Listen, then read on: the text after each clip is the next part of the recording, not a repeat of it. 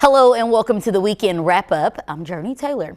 The biggest story of the week was the winter weather. And while most of it has gone away, the temperatures are starting to climb back up. We want to catch up with Chief Meteorologist Tom Brannon and Meteorologist Nathan Scott about what we saw. All right, Jurnee, thank you so much. It has been a very active weather week this week. In fact, the weather certainly has been weathering, it seems. Yes. You know, all winter long, I think we're having a pretty decent winter. We're actually having a winter in Arkansas this year.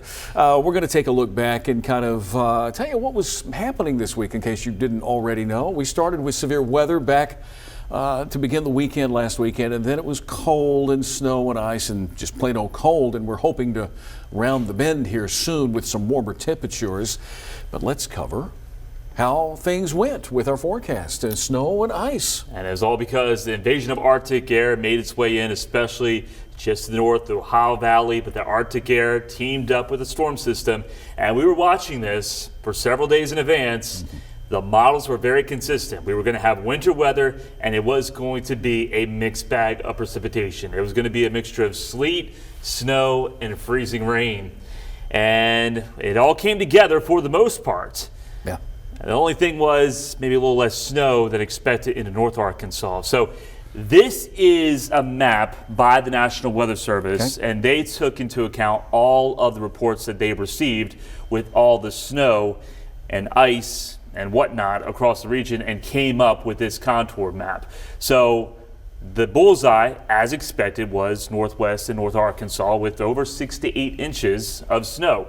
Benton County, Carroll County, also Boone County, and then there was a zone of 4 to 6 from Fayetteville through Newton County, Searcy County, even northern parts of Pope County, Van Buren County, all the way up into parts of Sharp County, and then over to the east, a solid area of 2 to 4 for the rest of North Arkansas. And then those totals really drop down the closer that you got here into Central Arkansas, just because we had cold air at the surface, but we had that wedge of warm air. It was about 4,000, 5,000, 6,000 feet. It was about 33, 34 degrees, so it wasn't very much far from the freezing point, but just enough for any snowflakes that did fall. They melted and then they refroze as they became sleet pellets or ice pellets, or it stayed in the form of rain and froze on contact, known as freezing rain. And we did have that for a large part of Central Arkansas before it eventually changed over to sleet, heavy sleet. I mean, if we had that sleet stick around for quite some time, we would have easily gotten 1 to 2 inches of sleet. Yeah, and I think one of the things we were taking a look at, some of the amounts were cut off, but there was other things going on in the Gulf of Mexico. Sometimes when storm systems develop, you have these thunderstorms over the Gulf that will pop up, and that will tend to rob moisture. And I think that's what happened to the parts of northern Arkansas. Some of that moisture was held back. So not as much as the 6 to 10 or 10 to 12 in some places, but still a healthy snowfall there. Still impactful. Nobody likes ice here in Central Arkansas. And that's what we had to deal with. The sleet, a little freezing rain and sleet on top of that. We wrapped things up with a little bit of snow. And again, southern Arkansas didn't really have much there. So that's what happened.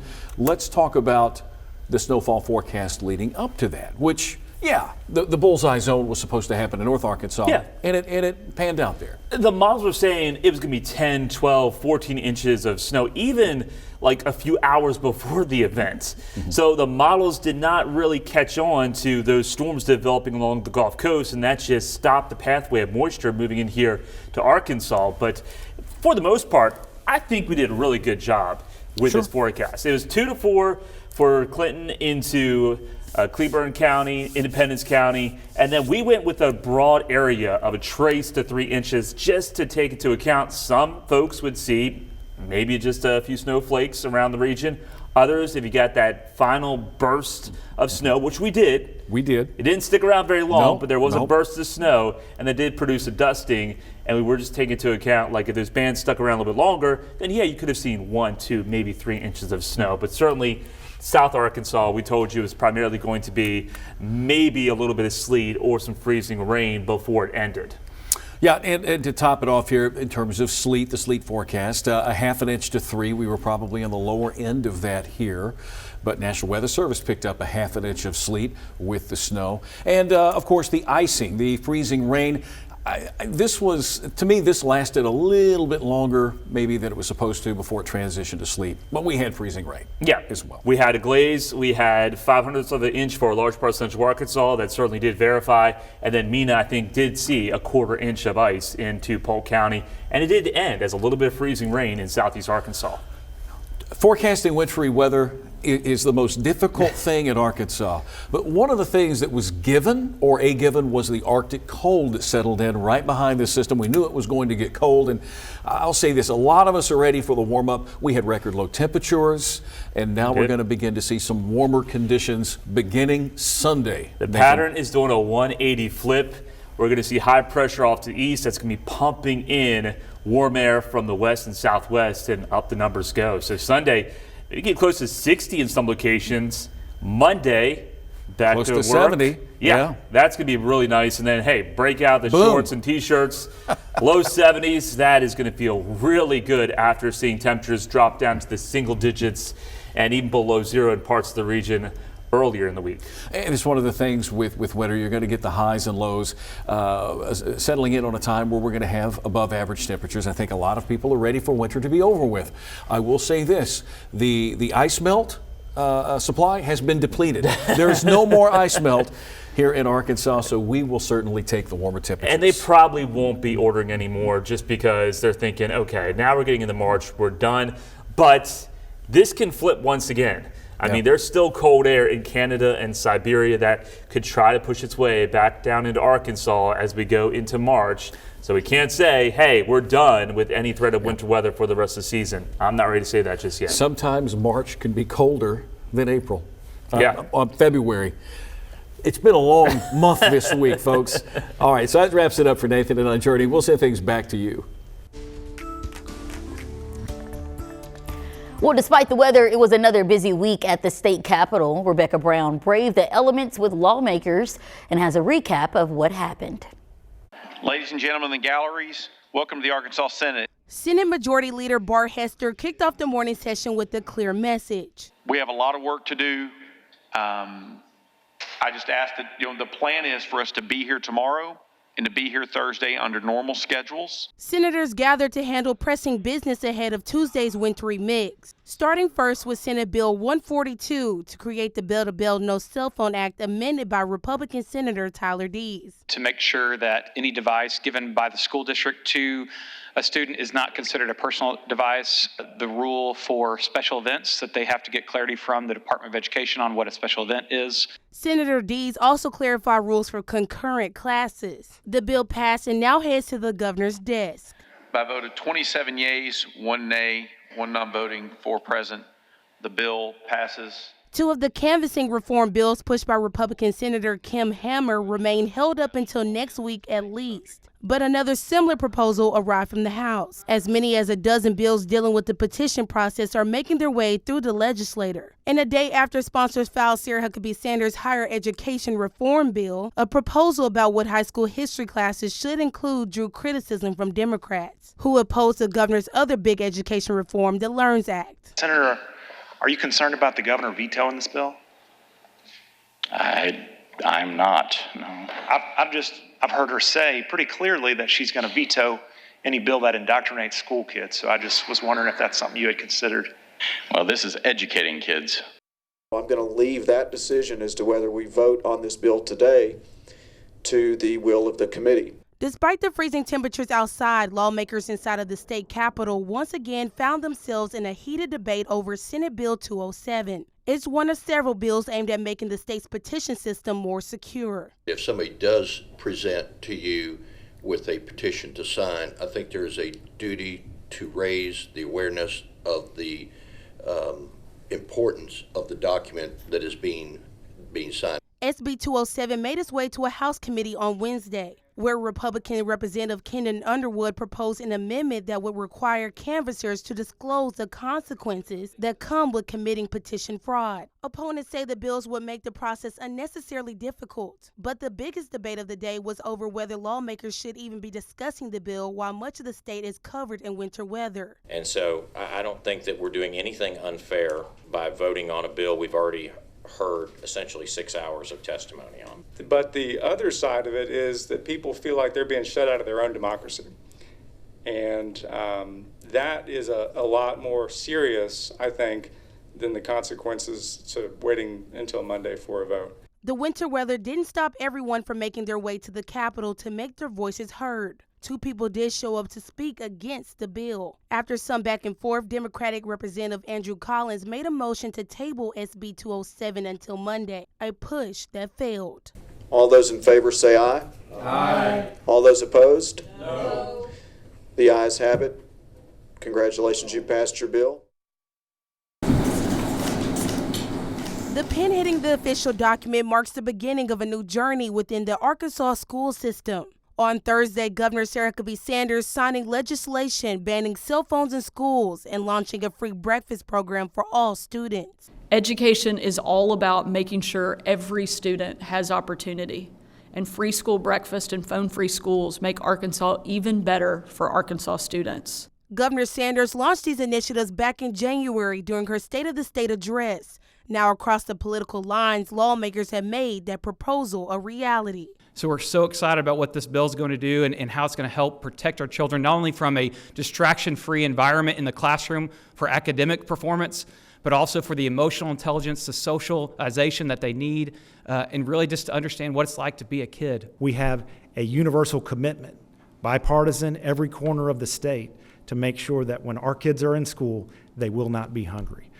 So I want to thank my colleagues in the legislature for making sure, along with the governor, that we're going to take food insecurity in Arkansas from the bottom and we're going to go to the top. Representative Zach Gramlich, a middle school teacher and co-sponsor on the bills, added a personal touch Thursday. How we had kids who would organize fights and get in fights in the bathroom and video and put them online. I see kids come in who are hungry, maybe they missed breakfast or whatever, and what they do is they come in and they lay their head down. With hope, these new laws will turn everything around. And we're going to be able to get kids engaged, we're going to get kids learning, and we're going to get them on a pathway to success. In Little Rock, Rebecca Brown, THV11 News. All right, thank you, Rebecca. Well, you can find a full recap of those bills and others being considered by the legislator on THV11.com. Secretary of State Cole Jester shared the findings of his election security review earlier this week. Jester said his top priority will be election security, and he says the review found that your vote is secure and counted in the state. Most problems come from verifying mail-in ballots, but in Arkansas, mail-in ballots make up just 1% of the vote. While your vote is secure, he also has concerns over the state's petition system. In this review, we have found thousands of fraudulent signatures on our ballots. In a single amendment, there was over 5,000 duplicate signatures of people who signed more than once. Some on accident, but I'm guessing the person who signed the marijuana petition 6 times, that was not an accident.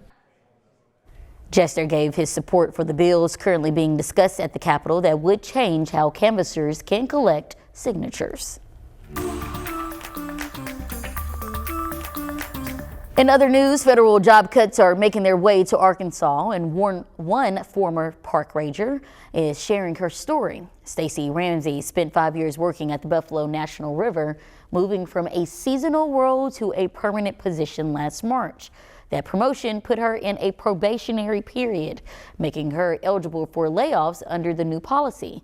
Ramsey says losing her job won't just affect her bottom line, but also the safety of what the people do when they go to the park.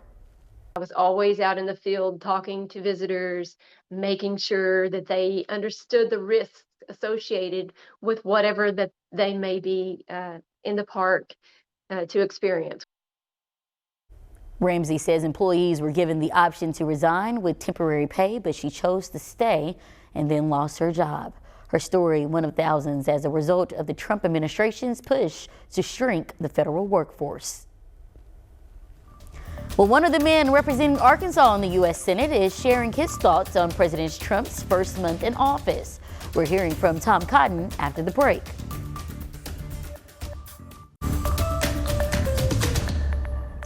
Arkansas Senator Tom Cotton is moving center stage with warnings about China's growing threat to the U.S. Cotton says this threat ranges from TikTok's impact on our kids to what he believes is China's preparation for war against America. Tony DeCopel sat down with the junior senator originally from Yale County to hear what concerns him most and to talk about President Trump's first month in office. Most Americans have a justly low opinion of communist China, but I think they don't understand the full extent of the threat that China poses to our way of life, to you and to your family. And I wanted to ring the alarm bell to make it clear to every American that this is not something that's going to happen in the future or that is an abstract threat to our strategic interests, but rather is a threat in their own communities and their own families right now, here today. Well, you definitely ring the alarm bell. You call China an evil empire. You say it wants to dominate the world, as the U.S. does today. Taiwan is key to that happening. Should America defend Taiwan if China reaches for it? Well, I think our goal should be to prevent China from trying to invade or occupy or blockade Taiwan in the first place. I think Taiwan is the most dangerous flashpoint in the world. Any kind of conflict over Taiwan will only have losers. Here in America and on Taiwan. It could lead to a stock market crash here where Americans lose their life savings, mass unemployment, shortages on our shelves, to say nothing of the loss of thousands of American troops and hundreds of aircraft and ships. So bottom line, we need it, they want it, we can't let them have it. Yeah, and I think it's been a longstanding position that we want the peaceful status quo, that we do not want a forcible effort to change the status quo across the state. We can continue to live with it if we're strong and clear that we will not allow communist China to blockade or invade and annex Taiwan back to the mainland. When you wrote this book, well, first of all, you described TikTok as a spy app. President Trump has signed an extension which continues to allow TikTok to operate. Have you talked to the president about your concerns? I've made it clear that I think we need a clean break between TikTok and communist China if it's going to continue to operate in America. Have you picked up the phone and spoken to the president about this? I've said that it would have been better, in my opinion, to have enforcement of the law as it's written from the first day. The law says that even after it goes into effect, if there is a divestment that totally cuts ties between TikTok and communist China, then it can be platformed again in the United States. I think that's where President Trump wants to get, and that's fine. Again, TikTok without communist China in control of it is just another social media app. We got to talk about Ukraine, because right now, as we're sitting here, U.S. officials, Marco Rubio among them, are meeting with Russian officials in Saudi Arabia to talk about ending that war. You're a foreign policy guy. Yeah. How do you feel about this approach with Europe not at the table, Ukraine not at the table? Some people would say China loves the idea of America breaking from its European allies. I think President Trump has been clear that once communication is reestablished with Russia and there's a framework or parameters or contours for negotiations about a truce, that President Zelensky and his team will be included about bringing an end to the Ukraine war. But how does America look at China and say, don't you dare when it comes to Taiwan, if Russia is daring and getting Ukraine? Well, I wish the invasion hadn't ever happened in the first place. And I would point out it didn't happen on Donald Trump's watch. I think we have to be clear that this is not going to happen again in Ukraine or elsewhere in Europe, but it's also not going to happen in Taiwan either.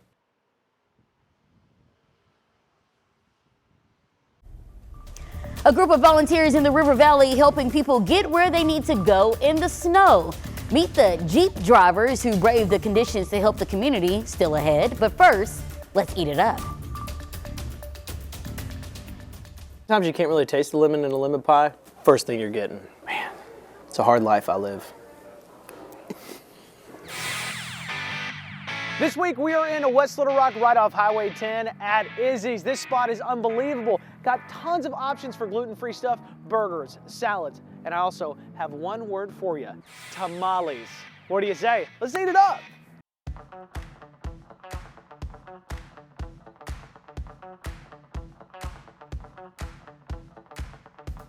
Like a dream, you know. We're very honored to continue this legacy. It's just been an icon of this area for many families that they know us, and I mean, I have seen kids, they're now in college or after college. They cannot believe the Izzy stays the same. You know, we had the same menu, the same consistency, and they make you feel so good on your heart, you know, because, you know, like, we asked, like, how good it was and how was your meal? And they're like, are you kidding? You had to ask that? You know it's great, but I'm like, and then he's singer, you know, the guy sings well, but he loves to hear the club, you know, because he worked hard for it. We serve delicious American cuisine with a unique twist, homemade hand-rolled tamales. We have beef tamales. They're gluten-free. We have the veggie tamales that are vegan. So we never have a waiting list. And I think the reason is because our kitchen, which we have an army back there, by the way, they're fantastic. They work so hard and you get your food very fast. You know, it's just gonna make one of our signature pizzas. It's called the combo pizza. Most of the people know him by Supreme. So it's really good. It has pepperoni, mushroom, onions, bell pepper, and our homemade Italian sausage. Can I try a bite? Is that all right? Of course, please. Here we go. We're breaking ranks here at Eat It Up. We're biting in the kitchen. It's called the messy veggie meal.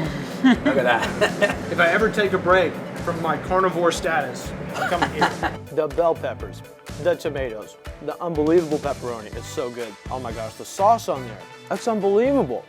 Here's how you know I'm loving a pizza. When I'm going for the crust too. I leave no crust behind when it's really, really good. This crust never stood a chance.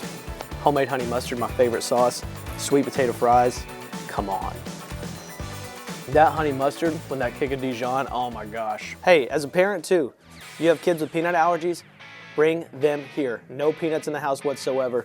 Anything here is unbelievable how much is gluten-free, is allergy-free, is incredible stuff. I'm gonna tell you right now, it's pretty delicious as well. I'm telling you, if you're trying to go get a tamale somewhere else, you're making a huge mistake. You gotta come right here. That is so good. The beef in there with that cheese dip. That's what I love about Arkansas. You know, you're in Arkansas when you're eating that fresh cheese dip. I'm gonna rename Izzy's in my phone just to home. Siri, take me home, and it takes me to Izzy's, because that's what the cheese dip tastes like. Oh my gosh. Well, let's end the week back where we started, in the winter weather. No matter how you feel about snow and ice, we can all agree on the trouble that it causes. But no matter how cold things get or how much of the state gets covered, Lauren Spencer shows us there are always a few warm hearts ready to help however they can.